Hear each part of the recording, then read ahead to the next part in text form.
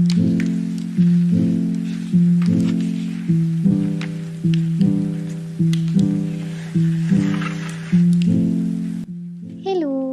Welcome back to my channel. അപ്പം നമ്മൾ ഇന്നൊരു ബുള്ളറ്റ് ജേണലുമായിട്ടാണ് വന്നിട്ടുള്ളത്. മാർച്ചിലത്തെ ബുള്ളറ്റ് ജേണൽ ചെയ്യാൻ കുറച്ച് വൈകിട്ടുണ്ടായിരുന്നു. കുറച്ചല്ല, പകുതി മാസത്തോളമായിട്ടുണ്ട്. പക്ഷേ കുഴപ്പമില്ല, ബെറ്റർ ലേറ്റ് ദാൻ നെവർ എന്നാണല്ലോ. അപ്പം നമുക്ക് ഇപ്പോഴെങ്കിലും അതൊന്ന് ചെയ്യാം. കുറച്ച് തിരക്കായിപ്പോയി. നിങ്ങൾ എക്സാമുമായിട്ട് തിരക്കായി എന്ന് എനിക്കറിയാം. ഞാൻ വേറെ പല കാര്യങ്ങളുമായിട്ട് തിരക്കായിപ്പോയി. അപ്പോൾ എന്തായാലും നമ്മൾ മാർച്ചിലത്തെ ഇന്ന് അങ്ങോട്ട് ചെയ്യുകയാണ് കേട്ടോ. അപ്പോൾ ഇതേ കവർ പേജ് സെറ്റാണ്, കാലണ്ടറും സെറ്റാണ് കേട്ടോ. ഇതേ നോക്കിക്കേ, എല്ലാം ഒരു ഗ്രീൻ യെല്ലോ തീമിലാണ് ഞാൻ സെറ്റ് ചെയ്തിട്ടുള്ളത് ഇപ്രാവശ്യം. ഈ കാലണ്ടറിൻ്റെ താഴെ 2 ബോക്സ് വെച്ചിട്ടുള്ളത് നമ്മുടെ ഇമ്പോർട്ടൻറ്റ് ഡേറ്റ്സൊക്കെ എഴുതാൻ വേണ്ടിയിട്ടാണ് കേട്ടോ. അപ്പോൾ ഒരു ചെറിയൊരു കോട്ടും സ്റ്റിക്കേഴ്സൊക്കെ ഒന്ന് ഒട്ടിച്ച് കൊടുത്തിട്ട് അതൊന്ന് കംപ്ലീറ്റ് ആക്കിയിട്ടുണ്ട്.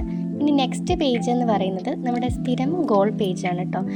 അപ്പോൾ എല്ലാ വീഡിയോയിലും പറയുന്ന പോലെ തന്നെ ഒരു മാസത്തിൽ ഞാൻ 3 ഗോള് ഫോക്കസ് ചെയ്യും. അപ്പോൾ അതിൻ്റെ ഒരു ആക്ഷൻ പ്ലാനൊക്കെ എഴുതാൻ വേണ്ടിയിട്ടാണ് ഈ ഒരു പേജ്.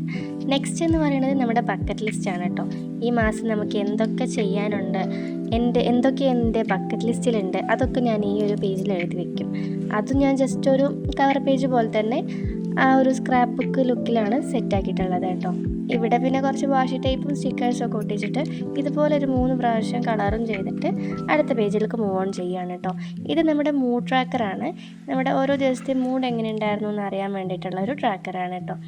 അപ്പോൾ ഇത് ഇങ്ങനെയൊന്നാണ് സെറ്റ് ചെയ്തിട്ടുള്ളത്. യെല്ലോ ഗ്രീൻ തീം എന്ന് പറഞ്ഞപ്പോൾ എനിക്ക് ആദ്യം ഓർമ്മ വന്നത് ലെമൺ ആയിരുന്നു. അതുകൊണ്ട് തന്നെ ലെമണിൻ്റെ ഒരു ബാക്ക്ഗ്രൗണ്ടാണ് അവിടെ കൊടുത്തിട്ടുള്ളത്. ഇനി അടുത്ത പേജ് ഹാബിറ്റ് ട്രാക്കറാണ് കേട്ടോ. അതിന് ഇതുപോലെ കുറച്ച് കാലണ്ടേഴ്സ് വരച്ച് കൊടുത്തിട്ടുണ്ട്.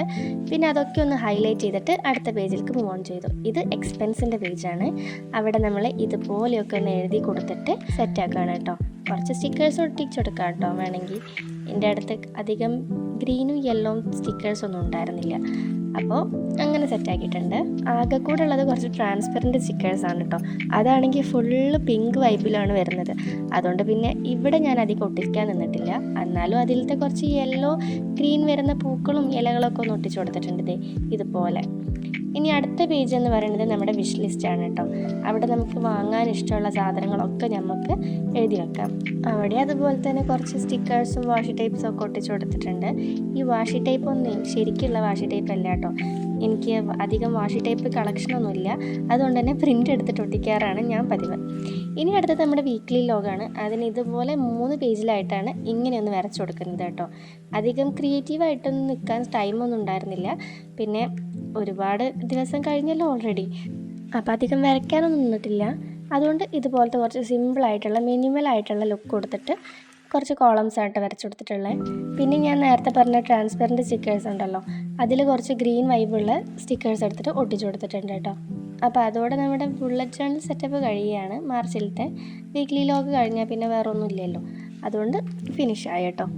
ഞാൻ സ്റ്റിക്കേഴ്സ് ഒട്ടിച്ചും കൊണ്ടേ ഇരിക്കുകയാണ് കേട്ടോ. കുറച്ച് സ്റ്റാർസൊക്കെയാണ് കയ്യിൽ കിട്ടിയിട്ടുണ്ടായിരുന്നത് യെല്ലോ കളറിൽ. അപ്പോൾ അത് ഒട്ടിച്ചു കൊടുത്തു. ഇനി നമുക്ക് മൊത്തത്തിലുള്ള ഒരു ലുക്ക് നോക്കിയാലോ. ഈ മാർച്ചിലത്തെ സെറ്റപ്പ് എങ്ങനെയുണ്ട്? ഈ പേജൊക്കെ ഇഷ്ടപ്പെട്ടോ?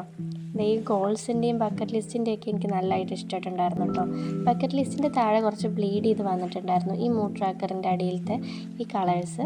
പിന്നെ എക്സ്പെൻസ് വിഷ് ലിസ്റ്റ് എനിക്ക് നന്നായിട്ട് ഇഷ്ടപ്പെട്ടിട്ടുണ്ടായിരുന്നു. ഈ ഒരു പേജ് നല്ലതായിട്ട് ഇഷ്ടമായിട്ടുണ്ടായിരുന്നു കേട്ടോ. അപ്പോൾ അത്രയേ ഉള്ളൂ. ഇതെല്ലാം നിങ്ങൾക്ക് ഇഷ്ടപ്പെട്ടു എന്ന് വിചാരിക്കുന്നു. അപ്പോൾ അടുത്ത വീഡിയോയിൽ കാണാം. ബായ്. ഈ വീഡിയോ ഇഷ്ടപ്പെട്ട എന്തായാലും ലൈക്കും കമൻറ്റും ഒക്കെ ചെയ്യുക. സബ്സ്ക്രൈബ് ചെയ്യാത്തവരാണെങ്കിൽ എന്തായാലും സബ്സ്ക്രൈബ് ചെയ്യുക. ഓക്കെ, അപ്പോൾ അടുത്ത വീഡിയോയിൽ കാണാം. ബായ്.